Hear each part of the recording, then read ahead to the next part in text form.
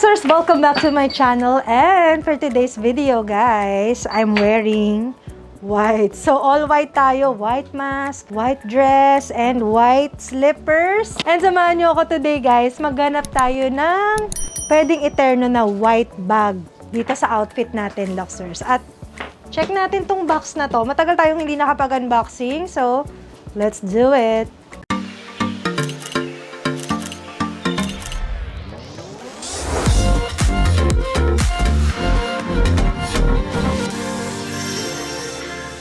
Ito na guys yung mga bags na naka-ready na dapat ay ila-live selling namin mamaya. Dahil today, GCQ na Luxers, hanggang 8 o'clock na ang ating store dito sa Uptown Mall at sa Market. Okay, may nakita ako dito guys na isang white bag. This one, it's a Yves Saint Laurent Sac de Jour bag. I'm not sure lang sa size if it's small or baby size. So, ito siya, Luxers. And this one is used na po. May makikita na rin tayong signs of usage sa kanya. And feeling ko, this bag is na-spa na rin siya. Because medyo nag-iba na rin yung kanyang texture. Though, maganda yung pagkaka-spa sa kanya. Maganda yung pagkaka-touch up ng color sa kanyang body. May mga nakita lang akong few stain dito. Parang ano po, may spot. Napapansin nyo ba dyan sa camera? May spots ako nakikita dito.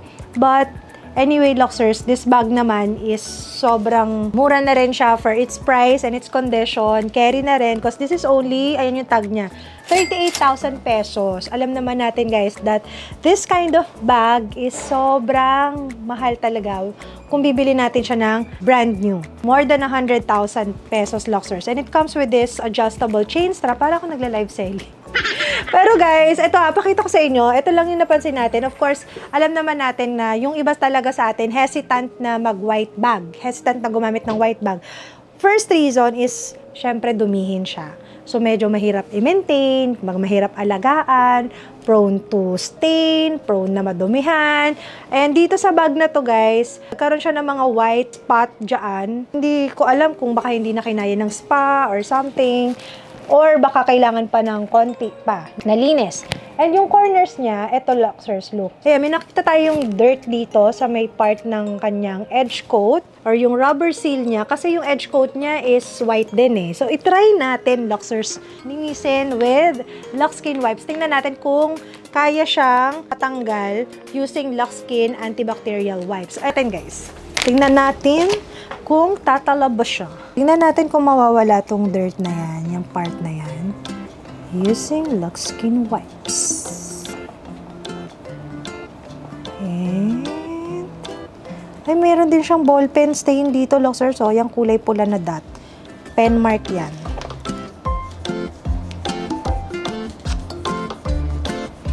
Let's see what will happen. Malapit na siyang mawala. And there, guys, look. See, nalinis siya, itong part na yan. And this part, ito naman part na to, kung papapansin nyo, hindi natanggal, it's because scratch na po talaga siya, hindi na siya dirt. So, medyo makakapa mo siya na scratch na talaga siya, kaya siya merong ganyan. Ang magagawa na lang natin dyan is ipa-touch up natin siya sa bag spa para makover siya. So, ito, try din natin to, Luxers. Look, ayan o, ang daming mga black area, ang daming mga dirt na kumapit sa kanya. Try natin.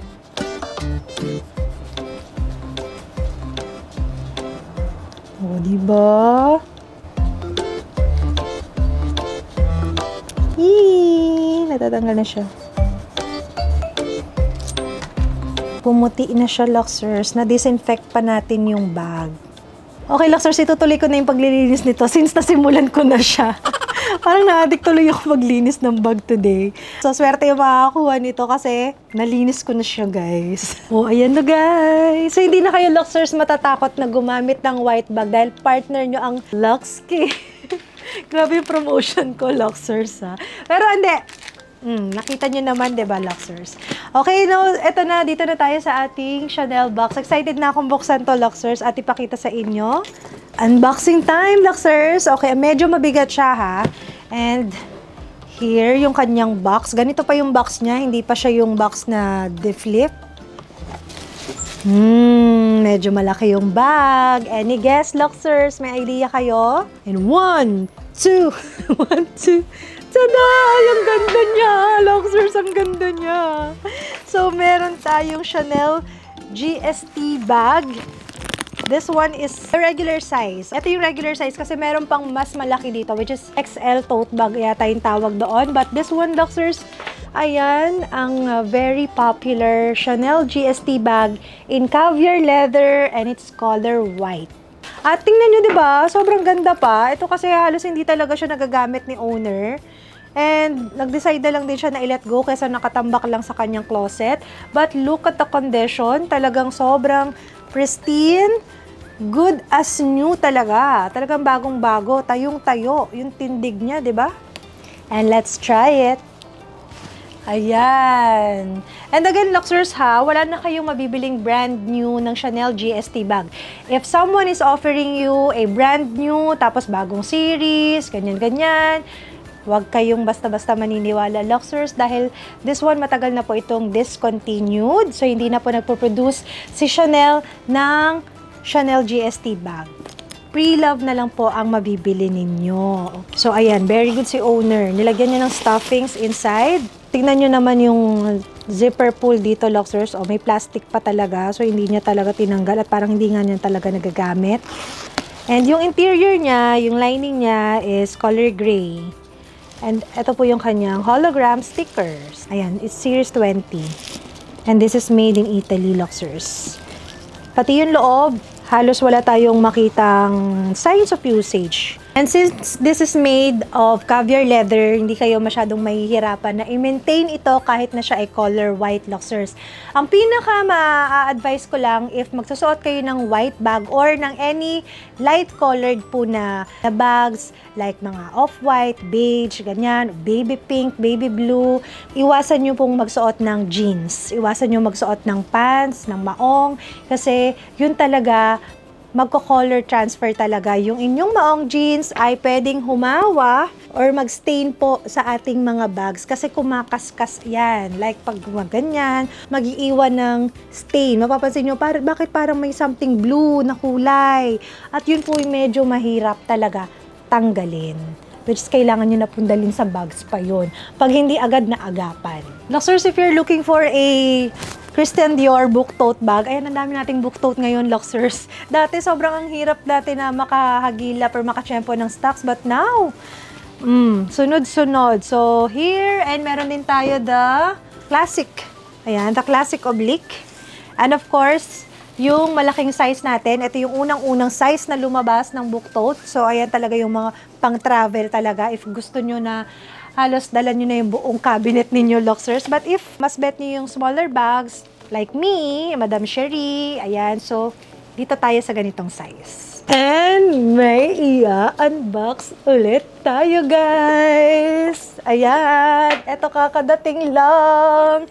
Excited ako dito sa box na to, Luxers. Actually, dapat ay kasabay ito nung nasa condo, kung naalala nyo, Luxers. Kasabay ito nung nasa condo natin.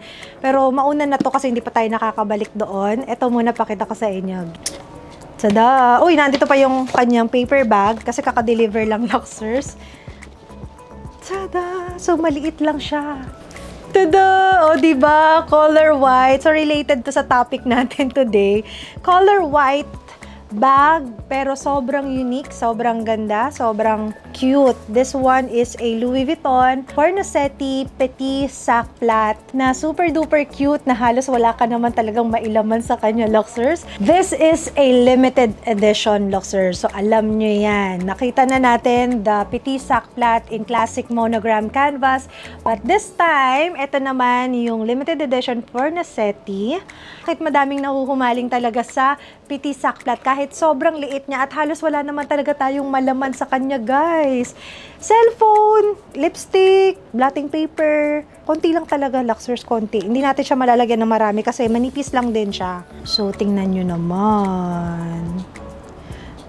Sa totoo lang, mas prefer ko ito than the classic monogram na Petit Sac Plat. It's because yung handle niya, color black na. So, hindi na tayo masyadong mag-worry na baka madumihan, mag-watermark. At ayan siya sa ilalim. Then, sa gilid, ayan, nandyan makikita natin yung kanyang classic monogram print. Then, sa loob naman, andito yung kanyang long strap. So, manipis lang po itong kanyang long strap and hindi po siya adjustable. And dito natin siya ikinakabit. Yan. So, mayroong ganito. So, yung loob naman niya, Luxers, ganito yung itsura nung interior niya. Look. So, canvas naman yung interior niya. And pakita natin ha. Ito kasi na ilalabas to. Ayan. So, meron din kayong, kalain mo, nagkaroon siya ng bulsa sa loob.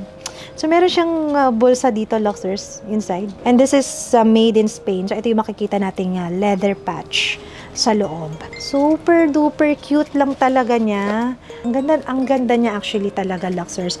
Ang napansin ko lang is parang feeling ko lang madaling matanggal yung kanyang white paint. Yun lang yung pinaka parang medyo nag-worry ako na baka after ilang gamit or mapaano lang tayo, yung mapakaskas lang ng konti, pwedeng possible na agad siyang mag-fade or magasgas, matanggal yung paint. Kasi ito, Luxers, alika, i-close up natin. Itong part na to, tingnan nyo tong part na to. Yan para kasing feeling ko lang, ang nipis-nipis niya, na may nakikitang veins pa. Ayan. Yung mga corners. Yun lang naman. Nag-worry lang ako sa kanya bigla. Kaya kailangan din talaga ingatan. Gamitin with proper care. So, ito na siya, Luxers, kapag when worn. Ay, di ba? Ang cute lang talaga niya, guys. Oh.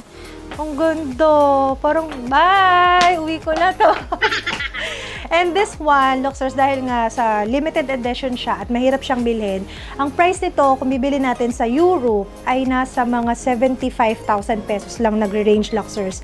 75, 78, basta mga ganong range lang siya, Luxers. Dito sa atin, hindi ko sure kung magkano siya binibenta, but alam nyo ba na yung price nito sa resale market umaabot ng up to 140,000 pesos dahil nga sa ang hirap niyang bilhin. So, collector's item na rin kasi ito, Luxers, na makukonsider talaga. So, ayun. Diba? Cute niya, guys. Ang ganda. Sa totoo lang, Luxers, napakahirap po ng trabaho ko. Napakahirap, napakasakit sa dibdib. Kailangan matibay tayo sa temptasyon. Kailangan yung mga tipong ganito, mapigilan natin yung sarili natin na mabudol, na sarili nating paninda. Pearly! Add to cart. Indalan nyo naman, mahilig tayo sa small bags ngayon. Abangan nyo na lang yung ibang mga bags ko na ile-let go. But for now, RJ, alam mo na. Bye!